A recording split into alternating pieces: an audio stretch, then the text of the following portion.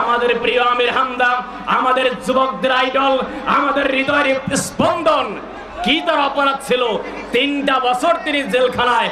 আজকেও মাহফিলে তিনি বলেছেন যে আমার 3টা বছর আমার জীবন থেকে হারিয়েছে। আল্লাহর আদালতে আমি এই 3টা বছরের জন্য বিনা অপরাধে আমাকে শাস্তি দেওয়ার কারণে আমি আল্লাহর আদালতে মামলা দায়ের করব। আওয়াজ দিয়ে বলেন ঠিক বলছেন আমি ঠিক? আমরা যেই সুন্নাত মানতে কোনো বাধা আসে না, যেই সুন্নাত মানতে আমাদের কোনো সমস্যার সম্ভাবনা নাই, এই সুন্নাত মানতে কোনো আপত্তি নাই। মনে রাখতে হবে, যদি আমি আপনি দাড়িকে সুন্নাত মনে করে সুন্নাত আদায় করি, পাগড়ি পরে সুন্নাত আদায় করতে চাই, জুব্বা পরে সুন্নাত আদায় করতে চাই, তাহলে আল্লাহ নবী সাল্লাল্লাহু আলাইহি সাল্লাম আল্লাহর জমিনে দ্বীন কায়েম করতে গিয়ে 3টা বছর জেলখানায় বন্দী ছিলেন। আওয়াজ দিয়ে বলেন ঠিক বলছেন না বেটে? দুর্ভাগ্যজনক হলো সত্য বাংলাদেশ 90% মুসলমানের দেশ, যেই দেশে 3 থেকে 3.5 লক্ষ মসজিদে আযান হয়, আযানের মাধ্যমে মুসলমানদের ঘুম ভেঙে যায়। আজকে এই দিনের এই ইসলামের দেশে, এই মুসলমানের দেশে আজকে নিরাপত্তাহীনতায় বাংলাদেশের তৌহিদি মুসলিম জনতার উলামায়ে কেরামরা আওয়াজ দিয়ে বলেন ঠিক বলছেন না বেটে? আজকে এই যে আপনারা একত্রিত হয়েছেন, এটা আমির হামদার কারণে নয়, এটা কোরআনের কারণে নয়। আমরা এখানে এসেছি আল্লাহ রাব্বুল আলামিন যেই কোরআন নাযিল করেছেন ওই অন্ধকার সভ্যতায় ওই কোরআনের কারণেই আজকে আমরা আজকের রতিগ্রাম হাই স্কুল মাঠে এসেছি। আওয়াজ দিয়ে বলেন ঠিক বলছেন না ঠিক? আলহামদুলিল্লাহি নাহমাদুহু ওয়া নাস্তাঈনুহু ওয়া নাস্তাগফির ونعوذ بالله من شرور أنفسنا ومن سيئات أعمالنا ومن يهدي الله فلا مضل له ومن يضلل فلا هادي له واشهد ان لا اله الا الله وحده لا شريك له واشهد ان محمدا عبده ورسوله الذي ارسله بالحق بشيرا ونذيرا وداعيا إلى الله بإذنه وسراجا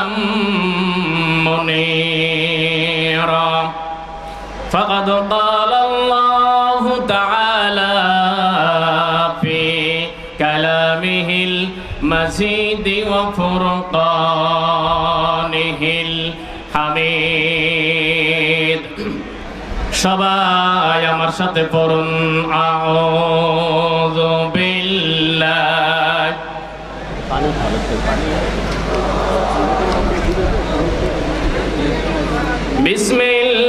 বিসমিল্লাহির রাহমানির রাহিম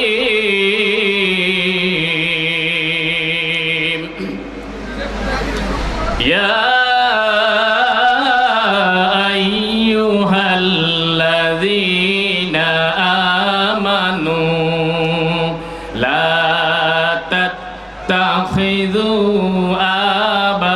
آباءكم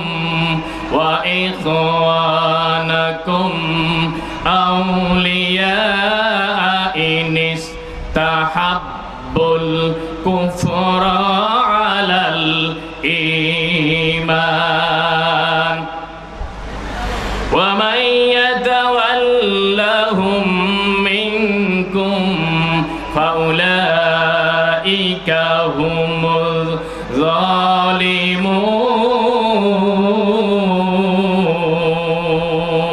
الظالمون صدق الله العظيم وعن أنس بن مالك رضي الله تعالى عنه أنه قال قال رسول الله صلى الله عليه وسلم لا يؤمن أحدكم حتى أكون أحب إليه من ولده ওয়া ওয়ালিদিহি ওয়ান নাসি আজমাইন আও কামা ক্বালা আলাইহিস সালাতু ওয়াস সালাম। তুমি মিসওয়াক করার ফজিলত তো জানো, খাবার শেষে মিষ্টি মুখের হাদিসটাও মানো। তুমি মিসওয়াক করার ফজিলত তো জানো, খাবার শেষে মিষ্টি মুখের হাদিসটাও মানো। শুধু হক কথাটা উচ্চ স্বরে বলতে পারো না, অন্যায় দেখে বারুদ হয়ে জ্বলতে পারো না। শুধু হক কথাটা উচ্চ স্বরে বলতে পারো না, অন্যায় দেখে বারুদ হয়ে জ্বলতে পারো না। কেমন মুসলমান তুমি একটু ভাবো না, কেমন তোমার ঈমান একটু বলো না, কেমন তোমার ঈমান একটু বলো না। তুমি মিসওয়াক করার ফজিলত তো জানো, খাবার শেষে মিষ্টি মুখের হাদিসটাও মানো। লা ইলাহা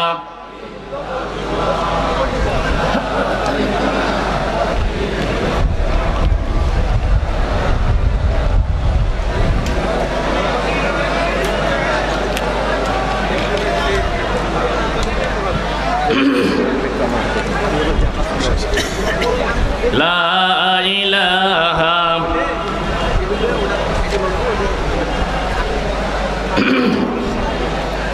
লা ইলাহা ইল্লাল্লাহু মুহাম্মাদুর রাসূলুল্লাহ।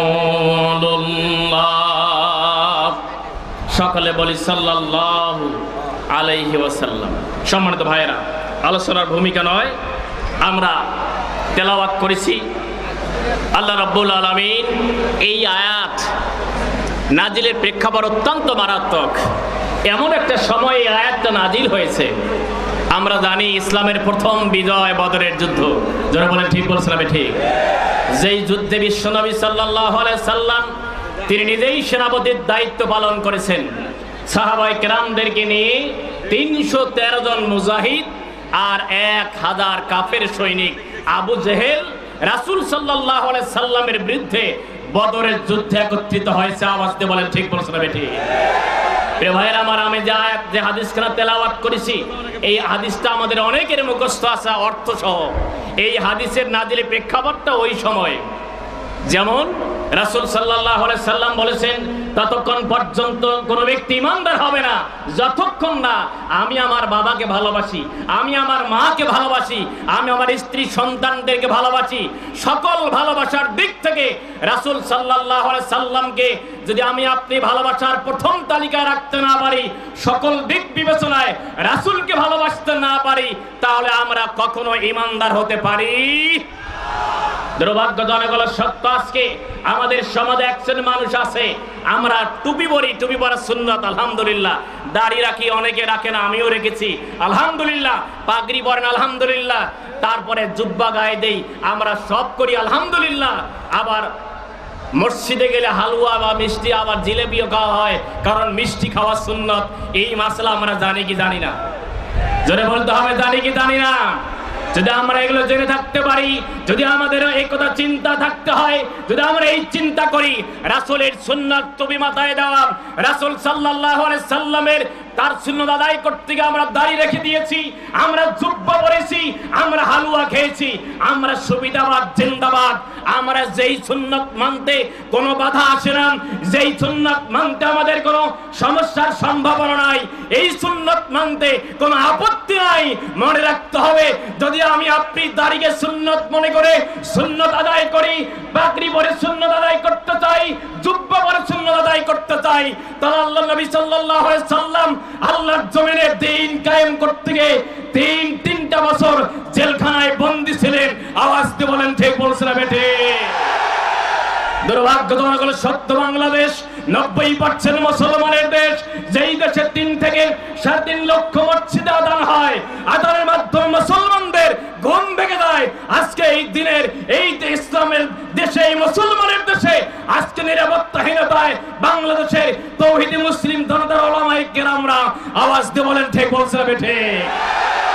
আজকে এই যে আপনারা একত্রিত হয়েছেন, এটা আমির হামদার কারণে নয়, এটা কোরআনের কারণে নয়।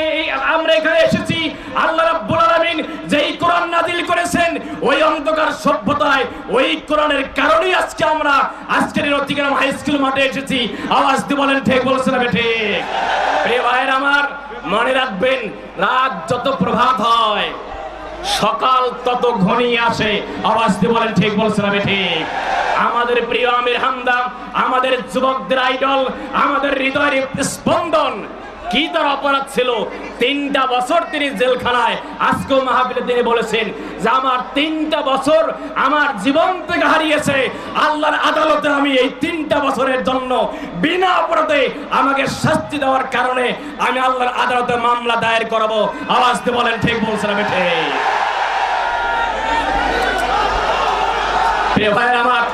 প্রিয় ভাইয়ের আমার, রাসূল সাল্লাল্লাহু আলাইহি সাল্লাম পরিষ্কার বলে দিয়েছেন ততক্ষণ পর্যন্ত ঈমানদার হবে না যতক্ষণ না আমি রাসূলকে সবার থেকে বেশি ভালোবাসবে। ভাইয়ের আমার,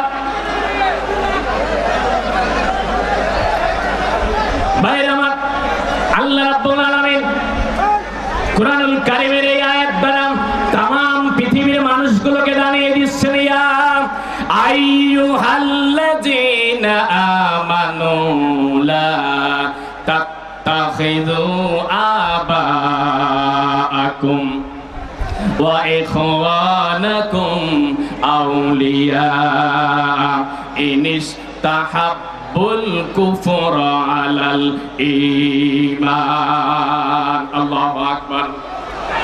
আল্লাহ রাব্বুল আলামিন কুরআনুল কারীমের 6666 খানা আয়াত মতান্তরে কম বেশ রয়েছে। আল্লাহ রাব্বুল আলামিন তার ভাষায় तमाम পৃথিবীর মানুষগুলোকে ডেকেছেন 2 রকম ভাবে। আল্লাহ তার কালামে হাকিমের ভাষায় तमाम পৃথিবীর মানুষগুলোকে ডেকেছেন সর্বস্তরের যারা মানুষ নামে জন্মগ্রহণ করেছে। আল্লাহ রাব্বুল আলামিন মানুষকে ডেকেছেন ইয়া আইয়ুহান নাস বলে। কিন্তু যেই বান্দাগুলো আল্লাহ রাব্বুল আলামিনের প্রিয় বান্দা, যেই বান্দিগুলো আল্লাহ তাআলার কাছের বান্দা, প্রিয় বান্দা, ভালোবাসার বান্দা, এই ঈমানদারদেরকে আল্লাহ রাব্বুল আলামিন ডেকেছেন আল্লাহ তার প্রিয় আয়াত দ্বারা, প্রিয় ভাষা দ্বারা। আল্লাহ বলেছেন ইয়া আইয়ুহাল্লাযীনা আমানু লা তাত্তাখিযু আবাআকুম ওয়া ইখওয়ানাকুম আউলিয়া। আল্লাহ রাব্বুল আলামিন বলেন, ও দুনিয়ার ঈমানদারেরা, तमाम পৃথিবীর ঈমানদারগুলোকে আল্লাহ রাব্বুল আলামিন ডেকেছেন ও দুনিয়ার মানব মানবী যেই সমস্ত বান্দা, যেই বান্দাগুলো, যেই বান্দিগুলো ঈমানদারের খাতায় নিজের নামটা রেজিস্ট্রেশন করে ফেলেছি আমরা। আল্লাহ রাব্বুল আলামিন ঈমানদারদেরকে ডেকেছেন আদর ভরা কণ্ঠে, ইয়া আইয়ুহাল্লাযীনা আমানু। কুরআনুল কারীমের 87টি আয়াত কিংবা 89টি আয়াত দ্বারা আল্লাহ तमाम পৃথিবীর ঈমানদারকে ডেকেছেন। এই আয়াত দ্বারা ঈমানদারদেরকে আল্লাহ একটি মেসেজ দিয়ে দিলেন সেই বদরের যুদ্ধে। বদরের যুদ্ধ এমন একটা যুদ্ধ, যেই যুদ্ধে দেখা গিয়েছে, হিসাব করলে দেখা গিয়েছে এমন একটা যুদ্ধ, যেই যুদ্ধ নিজেদের মধ্যে নিজেদের যুদ্ধ খুঁজলে পাওয়া যাবে। একদিক থেকে বাপ আবু জেহেলের দলে আর ছেলে হলো বিশ্বনবীর দলে। আবার দেখা গিয়েছেন বড় ভাই একদিকে, ছোট ভাই আর একদিকে, অর্থাৎ ভাইয়ের মাঝে ভাইয়ের দ্বন্দ্ব, বাবা এবং ছেলের মাঝে দ্বন্দ্ব, ভাইয়ে ভাইয়ে দ্বন্দ্ব। এমন একটা যুদ্ধ, বদরের যুদ্ধ। আল্লাহর নবী সাহাবায়ে কেরামদেরকে নিয়ে বসে বলল, আমার সাহাবায়ে কেরামরা, যদিও আমরা সংখ্যায় একেবারে কম, যদিও আমাদের সংখ্যায় কম, কিন্তু সংখ্যায় কম হলে আমাদের কোনো চিন্তার কারণ নেই। আল্লাহ রাব্বুল আলামিন तमाम পৃথিবীর মানুষগুলোকে এই আয়াতটা মেসেজ দিয়ে দিয়েছেন, ইয়াকুম মিনকুম ইশরুনা সাবিরুনা ইয়াগলিবু মিয়াতাইন। আল্লাহু আকবার। আল্লাহ রাব্বুল আলামিন ঈমানদারদেরকে একটি মেসেজ দিয়েছেন, এই 1000 বছর আগে যেই মেসেজ দিয়েছেন, আজকেও যদি আমরা এই আয়াতের উপরে আমল করতে পারি, আল্লাহ রাব্বুল আলামিন পরিষ্কার বলে দিয়েছেন, যদি ঈমানদারেরা ধৈর্যের পরিচয় দিতে পারে 20 জন ঈমানদার, জোরে বলেন কয়জন? আর জোরে বলতে হবে কয়জন? 20 জন ঈমানদার ধৈর্যের পরিচয় দিতে পারলে আল্লাহ রাব্বুল আলামিন বলেন, আমি কাফেরদের বিরুদ্ধে 200 কাফেরদের বিরুদ্ধে জয়লাভ করাবেন আমার আল্লাহ। চিৎকার দিয়ে বলেন সুবহানাল্লাহ। তাহলে যেই আল্লাহ ঘোষণা দিয়েছেন 20 জন ঈমানদার ধৈর্যের পরিচয় দিতে পারলে 200 কাফেরদের বিরুদ্ধে জয়লাভ করাবেন, পরে বলেছেন যদি ঈমানদারেরা 100 জন ঈমানদার ধৈর্যের পরিচয় দিতে পারে 1000 কাফেরদের বিরুদ্ধে জয়লাভ করাবেন, সেই আল্লাহ এখন আছে না নাই? একটু আস্তে বলতে হবে, আছে না নাই? প্রিয় ভাইয়ের আমার, এই জন্য আল্লাহ বলে দিয়েছেন ঈমানদারেরা শুধু ধৈর্যের সহিত আগাতে পারলেই, ঈমানদারের অস্ত্র নেই, ঈমানদারের বড় ধরনের কোনো রকম অস্ত্র নেই, ঈমানদারের তাকবীর স্লোগান তামাম পৃথিবীর সমস্ত নাস্তিক মুরতাদদের তত্ত্বে তাউস খান খান করে দিয়েছে। আওয়াজ দিয়ে বলেন ঠিক বলছে না বেটে? ভাইয়ের আমার, রাসূল সাল্লাল্লাহু আলাইহি সাল্লাম সাহাবায়ে কেরামদেরকে এই মেসেজ দিল, আমার সাহাবায়ে কেরামরা হতাশ হবেন না, কারণ যদিও বা আমরা সংখ্যায় 313 জন, কাফেররা 1000, 3 গুণেরও বেশি তারা, তারপরেও কাফেরদের বিরুদ্ধে লড়বেন কে? আর জবানটা খুলে বলতে হবে কে? রাসূল সাল্লাল্লাহু আলাইহি সাল্লাম মেসেজ দিলেন, আমার সাহাবায়ে কেরামরা চিন্তা নেই, হতাশ হওয়ার কারণ নেই। আর হতাশটা হওয়া স্বাভাবিক, কারণ দেখা গিয়েছে বাপ একদিকে, ছেলে আর একদিকে। ভাইরা আমার, রাসূলের একজন সাহাবী আবু উবাইদা ইবনুল জাররাহ রাদিয়াল্লাহু তাআলা আনহু, যেই ব্যক্তির নাম আবু উবাইদা ইবনে আব্দুল্লাহ ইবনে জাররাহ, ইতিহাসের পাতায় আজকেও যদি আমি আপনি চিন্তা করি, আপনি চিন্তা করলে যখন আপনি ইউনিয়ন পরিষদে যাবেন, আপনার নাগরিক সনদপত্র নেওয়ার জন্য আপনি যখন যাবেন, আপনার নামটা শোনার পরে আপনার বাবার নাম শুনবে, মায়ের নাম শুনবে। আবু উবাইদা ইবনুল জাররাহ রাদিয়াল্লাহু তাআলা আনহু এমন একজন ব্যক্তিত্ব, আজকে আমি আমার বাবার নামে পরিচয় দিয়ে থাকি। আপনি যখনই আপনি ইউনিয়ন পরিষদে যাবেন, আপনি নাগরিক সনদপত্র নিতে গেলে আপনার বাবার নাম দরকার হবে, মায়ের নাম দরকার হবে। কিন্তু এমন একজন সাহাবী, যেই সাহাবী ইতিহাসের পাতায় বাবার নামে তিনি পরিচিতি লাভ করেন নাই, তিনি পরিচিতি লাভ করেছেন তার দাদার নামে, অর্থাৎ আবু উবাইদা ইবনে আব্দুল্লাহ ইবনে জাররাহ রাদিয়াল্লাহু তাআলা আনহু। কেন তিনি বাবার নামে পরিচিতি লাভ করলেন না, কেন তিনি দাদার নামে পরিচিতি লাভ করলেন? আমি তো বলেছিলাম যে বদরের যুদ্ধ এমন একটা যুদ্ধ, যেই যুদ্ধ ভাইয়ের বিরুদ্ধে ভাইয়ের যুদ্ধ, বাবার বিরুদ্ধে সন্তানের যুদ্ধ, পিতার বিরুদ্ধে পুত্রের যুদ্ধ, ছোট ভাইয়ের বিরুদ্ধে বড় ভাইয়ের যুদ্ধ, এমন একটি যুদ্ধ। আজকে আপনি আমাদের সমাজেও এমন ভাবে দেখতে পাওয়া যায়, একই পরিবারের সন্তান, কেউ করে আওয়ামী লীগ, কেউ করে বিএনপি, কেউ বা করে জামাত ইসলামী, কেউ করে জাতীয় পার্টি। এমন একটা সভ্যতায় যেই যুদ্ধে রাসূল সাল্লাল্লাহু আলাইহি ওয়াসাল্লাম প্রথম যুদ্ধ করেছেন, নিজেদের মাঝে নিজেদের যুদ্ধ। আবু উবাইদা ইবনুল জাররাহ রাদিয়াল্লাহু তাআলা আনহু, আল্লাহর নবী বদরি সাহাবী 313 জন সাহাবায়ে কেরামের মাঝে অন্যতম একজন যুবক সাহাবী। ও যুবক ভাইয়েরা, ও আহ্বানের ভাইয়েরা, তোমরা যারা যুবক ভাইয়ের একটি সংগঠন দাঁড় করেছো, সামাজিক সংগঠন, আমি তোমাদের উদ্দেশ্যে রাসূল সাল্লাল্লাহু আলাইহি ওয়াসাল্লামের একটি মেসেজ দিতে চাই। আল্লাহর নবী জনাবে মুহাম্মদুল আরবি সাল্লাল্লাহু আলাইহি ওয়াসাল্লাম তিনি হাদিস খানা বর্ণনা করেন, কিয়ামতের ময়দান যখন কায়েম হয়ে যাবে, আল্লাহ আরশ আরশের ছায়া ছাড়া কোনো ছায়ার ব্যবস্থা হবে না। সেই দিন আল্লাহ রাব্বুল আলামিন 7 শ্রেণীর মানুষকে আরশের ছায়া স্থান দিয়ে ধন্য করবেন, যার অন্যতম এক শ্রেণীর শাবুন নাশা ফি ইবাদাতিল্লাহ। ওই সমস্ত যুবক, ওই সমস্ত যুবতী, যেই যুবক যুবতী বয়সে আল্লাহর গোলামি করেছে, চিৎকার দিয়ে বলেন সুবহানাল্লাহ। ভাইরা আমার, তাহলে যুবকদের মর্যাদা দিয়েছেন বিশ্বনবী সাল্লাল্লাহু আলাইহি সাল্লাম। আরশের ছায়ায় স্থান পাবে 7 শ্রেণীর মানুষ, তার অন্যতম এক শ্রেণী শাবুন নাশা ফি ইবাদাতিল্লাহ। এই যুবকদেরকে সেদিন আরশের ছায়ায় স্থান দিবে।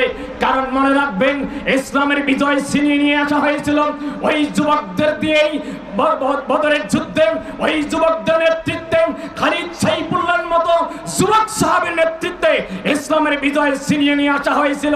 আজকেও বাংলার জমিনে ইসলাম এবং কোরআন মুসলমানদের বিজয় ছিনিয়ে আনতে চাইলে অবশ্যই যুবকদেরকেই প্রথম কাতারে আসতে হবে। তাহলে এই সম্ভব। বলেন ঠিক বলছেন বেটে? কারণ যুবকদের ছাড়া কখনো ইসলামের বিজয় আশা করা যায়? ভাইরা আমার, আবু উবাইদা ইবনুল জাররাহ রাদিয়াল্লাহু তাআলা আনহু রাসূল সাল্লাল্লাহু আলাইহি ওয়াসাল্লামের বদরি সাহাবী, যুবক সাহাবী। তার বাবা আব্দুল্লাহ, তিনি আবু জেহেলের একজন অনুসারী ব্যক্তি। বদরের যুদ্ধে আবু জেহেলের পক্ষে অংশগ্রহণ করছেন। আল্লাহর নবীর সাহাবী আবু উবাইদা ইবনে আব্দুল্লাহ ইবনে জাররাহ রাদিয়াল্লাহু তাআলা আনহু বদরের যুদ্ধে তিনি অংশগ্রহণ করছেন। কারণ বিশ্ব নবী কঠিন একটা মেসেজ দিয়ে দিয়েছেন, মনে রাখতে হবে ততক্ষণ পর্যন্ত ইমানদার হতে পারবো না যতক্ষণ না বিশ্ব নবীকে সকল ভালোবাসার দিক থেকে প্রথম তালিকায় রাখবো না। সাহাবায়ে কেরাম নতুন উদ্যমে, তারা নতুন প্রেরণা পেয়ে যুদ্ধের ময়দানে অংশগ্রহণ করছেন। রাসূল সাল্লাল্লাহু আলাইহি ওয়াসাল্লাম তিনি সেনাপতির দায়িত্ব পালন করছেন। আল্লাহর নবী তিনি নিজে বদরি সাহাবীদের নেতৃত্ব দিচ্ছেন। এমন একটা যুদ্ধ, যেই যুদ্ধে সাহাবায়ে কেরামরা ক্ষুধার্ত অবস্থা, রমজান মুবারকের 17তম দিবসে আল্লাহর নবী সাহাবায়ে কেরামদেরকে অর্ডার দিলেন, তার রোজা ভঙ্গ করে আল্লাহর জমিন, আল্লাহর দ্বীন কায়েম করার জন্য বদরের যুদ্ধে অংশগ্রহণ করে সাহাবায়ে কেরামদের নেতৃত্বে আল্লাহর ঐকান্তিক সাহায্যে বদরি সাহাবীদের বিজয় ছিনিয়ে দিয়েছেন আমার আল্লাহ। চিৎকার দিয়ে বলেন সুবহানাল্লাহ। ভাইরা আমার, রাসূল সাল্লাল্লাহু আলাইহি ওয়াসাল্লাম তার সুনিপুণ তরিকায় তিনি আগাচ্ছেন সাহাবায়ে কেরামদেরকে নিয়ে। রাসূল সাল্লাল্লাহু আলাইহি ওয়াসাল্লামের যুবক সাহাবী আবু উবাইদা ইবনে আব্দুল্লাহ ইবনে জাররাহ রাদিয়াল্লাহু তাআলা আনহু, তার হাতে যুদ্ধের অস্ত্র নিয়ে তিনি সামনের দিকে আগাচ্ছেন, সামনের দিকে যাচ্ছেন। যখন এই সামনের দিকে যান, লক্ষ্য করছেন একজন কাফের সৈনিক সামনের দিকে আগায় আসছেন। কিন্তু সাহাবায়ে কেরামরা অবাক হলেন, গো এটা কেমন দৃশ্য! আবু জেহেলের দলের লোক আবু উবাইদার দিকে আগাচ্ছে, কিন্তু কোনো প্রতিবাদ করছে না। এক এক করেন, একবার নয়, দুইবার নয়, যখন তিনি সামনের দিকে আগান, আবু উবাইদা যখন যায়, দেখেন যে তার বাবা সামনের দিকে এগিয়ে আসছে। তিনি বাবাকে চেনার পর তিনি সঙ্গে সঙ্গে পিছনে চলে আসেন। কিন্তু সাহাবায়ে কেরামরা তিনি জানেন না যে তিনি ফেরত আসছেন তার বাবার কারণে। প্রথমবার যখন আবু উবাইদা তিনি ফিরে আসছেন, আবার যুদ্ধের দিকে আগাচ্ছেন। সাহাবায়ে কেরামরা যখন সামনের দিকে আগায়, আবু জেহেল সেদিন নেতৃত্ব দিচ্ছিলেন কাফেরদের। আবু জেহেল লানাতুল্লাহি আলাইহি এমন একজন ব্যক্তি, যেই ব্যক্তি তৎকালীন সময়ের সবচেয়ে বড় টপ টেরর ছিলেন। যেই ব্যক্তি যখন কোন শুনতে পাইতেন যে কোনো ব্যক্তি ঈমান এনেছে, মুহাম্মাদের অন্তর্ভুক্ত হয়েছে, মুহাম্মাদের কালেমা পড়েছে, ঈমান এনেছে, এই খবর শুনতে পাইলে সঙ্গে সঙ্গেই তার উপর অত্যাচারের স্টিম রোলার চালায়। এমন একজন ব্যক্তি, যেই সভ্যতায় ইমানদার কোন ব্যক্তি ঈমান এনেছে, সেই খবর শুনতে পাইলে আমায় আবার ওমর দারাজ দিল দাও খোদা, দাও আমায় আবার ওমর দারাজ দিল। মারাবাগান ভাইরা আমার, সম্মানিত ভাইরা, আবু উবাইদা ইবনুল জাররাহ রাদিয়াল্লাহু তাআলা আনহু তিনি সামনের দিকে আগান, কাফেরকে দেখে তিনি ব্যাক করে আসেন, যেটা হওয়ার সম্ভাবনা ছিল না। সাহাবায়ে অবাক হলেন, কি রে, যুবক সাহাবী, হাতে তার তরবারি, সামনের দিকে আগাচ্ছে, কিন্তু তিনি কোনো আক্রমণ করছে না, আবার ব্যাক করতেছে। অবাক ভাইরা আমার, আবু উবাইদা ইবনুল জাররাহ রাদিয়াল্লাহু তাআলা আনহু, ভাইরা আমার, আবু উবাইদা ইবনুল জাররাহ রাদিয়াল্লাহু তাআলা আনহু সামনের দিকে আগাচ্ছে। যখনই তিনি একজন ব্যক্তিকে কাফেরদের পক্ষ থেকে দেখতে পান, তিনি ব্যাক করে চলে আসেন। একবার নয়, দ্বিতীয়বার যখন তিনি সামনের দিকে আগালেন, রাসূল সাল্লাল্লাহু আলাইহি সাল্লামের সাহাবায়ে কেরামরা অবাক হয়ে গেলেন। ব্যাপার কি? যুবক সাহাবী, তার হাতে তরবারি, রাঙ্গা তরবারি, তিনি আক্রমণ করার কথা, কিন্তু না না, কাফেরও আক্রমণ করছেন না, আর রাসূলের সাহাবীও কোন রকমের আক্রমণ করছে না। এক পর্যায়ে একবার দুইবার ফিরে আসার পর আবু উবাইদা ইবনে আব্দুল্লাহ ইবনে জাররাহ রাদিয়াল্লাহু তাআলা আনহু তিনি অবাক হয়ে গেলেন বাপকে দেখে। এবার তিনি সিদ্ধান্ত নিলেন, যদি আমার বাবা আমার সম্মুখে তৃতীয়বার চলে আসে, আমি আমি আর কাউকে কোন রকমের প্রশ্রয় দেব না, সুযোগ দেব না। কারণ আল্লাহ রাব্বুল আলামিন বলে দিয়েছেন, ইয়া আইয়ুহাল্লাযীনা আমানু লা তাত্তাখিযু আবাআকুম ওয়া ইখওয়ানাকুম আউলিয়া ইনিশতাহাব্বুল কুফরা আলাল ঈমান।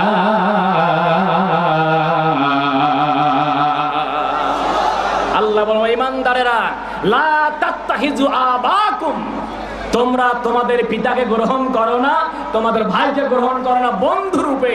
যদি আমার বাবা আমার ভাই আল্লাহর জমিনে আল্লাহর দ্বীন কায়েম করাকে অপছন্দ করে, অর্থাৎ আল্লাহর জমিনে আল্লাহর দ্বীন কায়েম করার চেয়ে কুফরকে বেশি পছন্দ করে, তারা বাপ দেখার সময় নেই, ভাই দেখার সময় নেই, ছোট ভাই আত্মীয়স্বজন দেখার সময় নেই।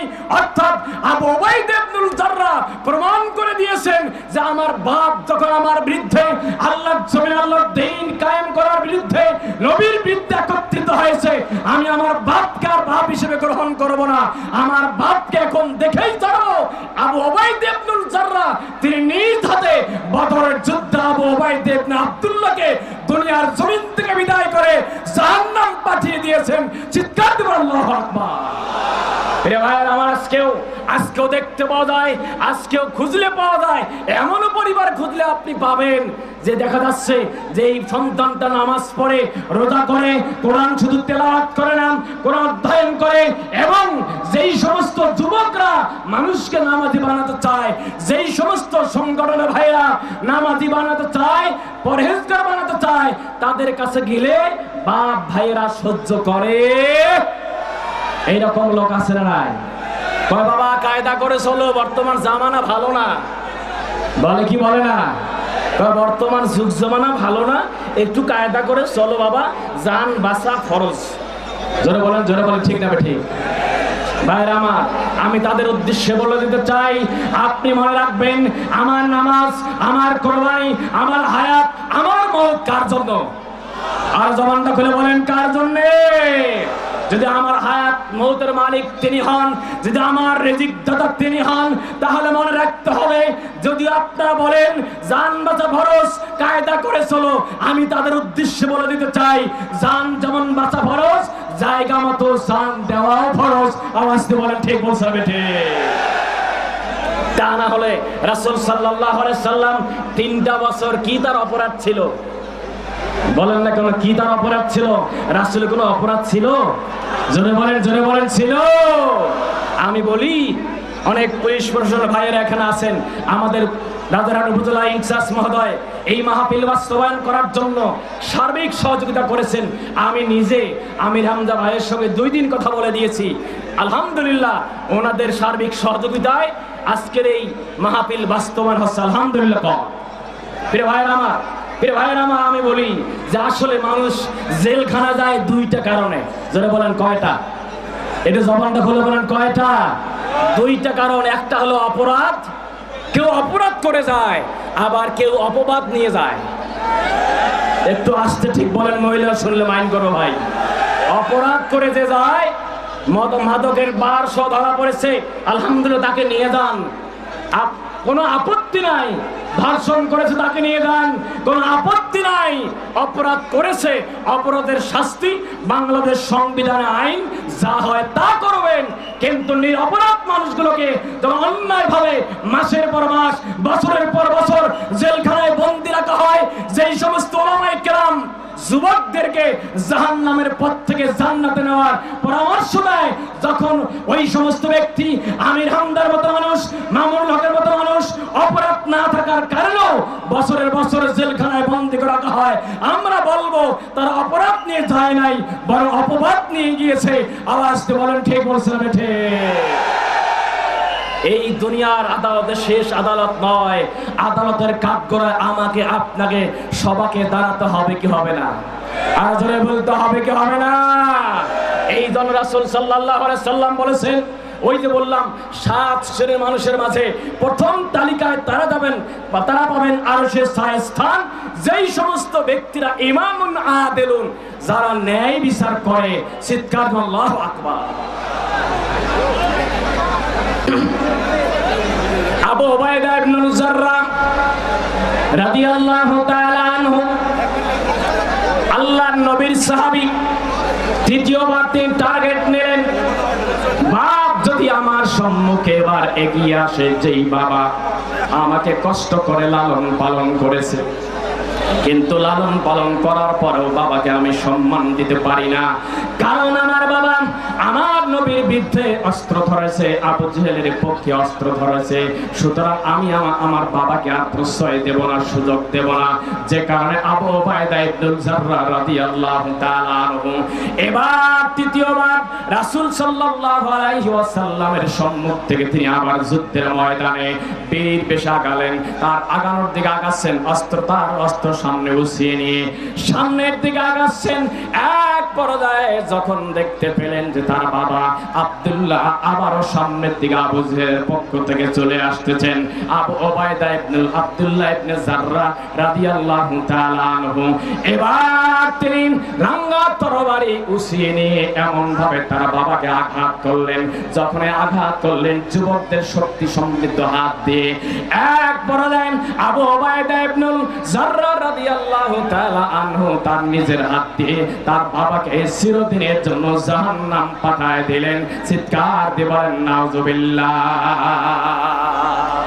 ভাইরা আমার, তাহলে রাসূল সাল্লাল্লাহু আলাইহি সাল্লাম হাদিসটি বর্ণনা করেছেন, ততক্ষণ পর্যন্ত ঈমানদার হবে না যতক্ষণ না রাসূলকে সকল দিক থেকে ভালোবাসবো না।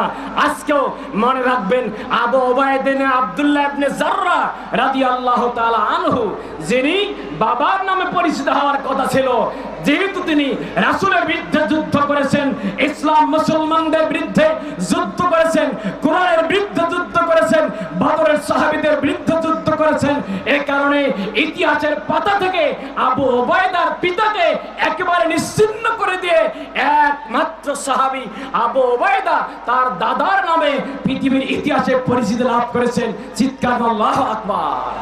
তাহলে এইখান থেকে আমাদের এই শিক্ষা আমরা নিতে পারি, যদি আমার বাবা ইসলামী আন্দোলন রাসূল সাল্লাল্লাহু আলাইহি সাল্লামের আদর্শকে বাস্তবায়ন করার জন্য বিরোধিতা করে, তাহলে বাপ হিসাবেও আমি তাকে ছাড় দিব? ভাইরা আমার, আল্লাহর নবী জনাবে মুহাম্মদুল আরবি সাল্লাল্লাহু আলাইহি ওয়াসাল্লামের আরেকজন সাহাবী, যিনি রাসূলকে এত ভালোবাসতেন। সাহাবায়ে আজমাইনদের মাঝে তিনজন সাহাবী সবচেয়ে কালো কুৎসিত চেহারার। যতগুলো সাহাবী ছিল, অন্যতম চেহারার কুৎসিত চেহারার সাহাবী হযরতে বেলাল হাবশী রাদিয়াল্লাহু তাআলা আনহু। আর একজন ব্যক্তি, যেই ব্যক্তিটি রাসূল সাল্লাল্লাহু আলাইহি ওয়াসাল্লামের যুবক সাহাবী সাদ সালমি রাদিয়াল্লাহু তাআলা আনহু, এত কুৎসিত চেহারা, এত কালো চেহারা, যেই চেহারার কারণে সাদ সালমি রাদিয়াল্লাহু তাআলা আনহুর কোনো পাত্রীর ব্যবস্থা হয় না। যখনই তাকে দেখতে আসা হয়, তার চেহারার অসৌন্দর্য, কুৎসিত চেহারা দেখার কারণে সাহাবায়ে কেরাম হওয়ার পরেও তাকে কোনো পাত্রীর ব্যবস্থা করে না। এক পর্যায়ে সাদ সালমি রাদিয়াল্লাহু তাআলা আনহু আল্লাহর নবীর দরবারে হাজির হলেন। ইয়া রাসূলুল্লাহ, ইয়া হাবিবাল্লাহ, ইয়া হাবিবাল্লাহ, আমি আপনার কাছে এসেছি, আমি যাব বিবাহ করার জন্য। যেখানে যাই পাত্রী দেখার জন্য, যেই জায়গা আমি একত্রিত হই, যেখানে দেখতে যাই, আমার চেহারা দেখার সঙ্গে সঙ্গে একেবারে ডিনার করে আমাকে ডিজনার করে, আমাকে আর পছন্দ করে ডিসলাইক করে ফিরে দেয়। ইয়া রাসূলুল্লাহ, ইয়া হাবিবাল্লাহ, আমি যুবক মানুষ, আমি বিবাহ করতে চাই, আমি আপনার কাছে এসেছি, দয়া করে মায়া করে আপনি আমার জন্য পাত্রীর ব্যবস্থা করে দেন। চিৎকার দিয়ে বলেন সুবহানাল্লাহ। ভাইরা আমার, ও বাবাজিরা, যারা বাবা হিসেবে আজকে এসেছেন, রাসূলুল্লাহ কানা হাদিস শুনে নেন। আল্লাহর নবী জনাবে মুহাম্মদ নবী সাল্লাল্লাহু আলাইহি ওয়াসাল্লাম বর্ণনা করেন, মান উলিদা লাহু ওয়ালাদুন ফাল ইউসিন ইসমা। রাসূল বর্ণনা করেন, যখন সন্তান ভূমিষ্ঠ হয়ে যায়, বাবার জন্য দায়িত্ব হলো সন্তানের একটা সুন্দর নাম রেখে দেওয়া। সুবহানাল্লাহ। আজকে যখন সন্তানের নাম আমরা শুনি, এমন কিছু নাম, নাক বল্লু সহ এমন বুলেট নামও রাখছে, বুলেট আছে না ভাই, বুলেট নাম, মানে এমন কিছু নাম রাখে যে কোনো ইতিহাসে, কোনো আরবি গ্রামারের কায়দায় বলেন, কোনো জায়গায় খুঁজে পাওয়া যায়। রাসূল বলেছেন, সন্তান জন্মের পরে বাবার দায়িত্ব হলো তার নাম রাখা অর্থবহ। সুবহানাল্লাহ। ভাইরা আমার, 2 নম্বর আদিবাহু, রাসূল বর্ণনা করেন, শুধু নাম রাখলে হবে না, আপনার সন্তানের শিষ্টাচার শিক্ষা দেওয়া আপনার দায়িত্ব। আপনি সন্তানের শিষ্টাচার শিখাবেন, আদব শিখাবেন। আজকে দেখা যায় সন্তান যখন বড় হয়ে যায়, কত অভিযোগ আমরা শুনতে পাই, কত সন্তানের অভিযোগ আমাদের নলেজে চলে আসে। আজকের যুব সমাজ মাদকাসক্ত, আজকের যুব সমাজ মোবাইল আসক্ত, আজকের যুব সমাজ যেখানে পড়ার টেবিলে থাকার কথা, আজকে তারা পড়ার টেবিলে নাই, বাজারের মোড়ে মোড়ে বিভিন্ন দোকানের আড্ডায় তারা ফ্রি ফায়ার পাবজি গেমে ব্যস্ত। চিৎকার দিয়ে বলেন ঠিক না বেঠে? আছে না নাই? জোরে কোন আছে না নাই? ভাইরা আমার, ও বাবাজিরা, আপনার কিশোর সন্তান হলে হবে কি, ক্লাস 7-এ পড়ে, এই 7-এ পড়ার বয়সের সন্তান কি এমন বয়স হয়েছে, বুঝলে দেখা যায় 7-8-এর সন্তানরা তারা মাদকাসক্ত। আপনি আপনার সন্তানের ব্যাপারে সতর্ক হবেন কখন? আমার চিন্তায় কয়েকটা পয়েন্ট আপনাদের উদ্দেশ্যে আপনার মেধা মগজে দিয়ে দেই। আপনার সন্তানের ব্যাপারে আপনি সতর্ক হবেন। আজকে সতর্ক যদি না হন, আগামী দিন সতর্ক হয়ে আপনার কোনো লাভ হবে না। আপনি যখন দেখবেন আপনার এই সন্তানটা এই কিশোর বয়স অথবা যুবক বয়স, এই সন্তানের হঠাৎ করে ঘুমের প্যাটার্ন পরিবর্তন হয়েছে, আপনি যখন দেখেন যে আপনার সন্তান আগে উঠতো সকাল 6টা বা 7টায়, এখন 8টা, 9টা, 10টা পর্যন্ত ঘুমায়, যখন আপনি দেখবেন আপনার সন্তানের ঘুমের প্যাটার্ন পরিবর্তন হয়ে গিয়েছে, আপনি এখন সতর্ক হবেন। না হলে আপনার সন্তান, মনে রাখবেন, আপনার সন্তান মালো আওলা তাতে মানা দুশ্মনাত গাছে নাজদি কে তু শেষমে রওশনাত। সন্তান এবং সন্তান জিনাতুল হায়াতের দুনিয়া, আমার আপনার জন্য সৌন্দর্যের প্রতীক সম্পদ এবং সন্তান। এক পর্যায়ে অনেক পরিবারে এমন রয়েছে, বাপ অনেক ফেমাস, এলাকার ধনাঢ্যশালী ব্যক্তি, এলাকার অনেক সম্মানীয় মানুষ, কিন্তু বাপ তার সন্তানের পরিচয় দিতে চায় না, কারণ সন্তান মাদকাসক্ত। আছে না নাই? জোরে বলেন আছে না নাই? 1টা 2টা বোতল না করলে দিন পার হয় না, এমন সন্তান পরিবারে আছে না?